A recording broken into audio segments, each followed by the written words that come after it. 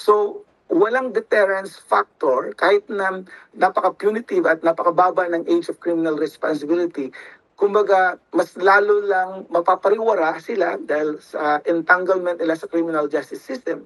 Pero at the same time, hindi rin nila magagrasp yung, kumbaga, gravity, seriousness, and yung, kumbaga, severity ng punishments. And I understand that, right?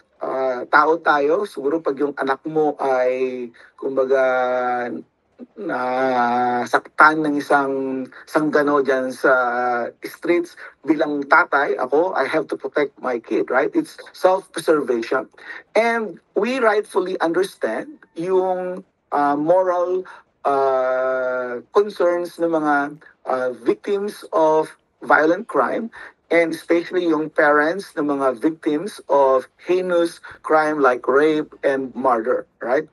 And we need to, kumbaga, address that, right? So para sa akin, oo, napakabigat, napakasama ang nangyaring yan.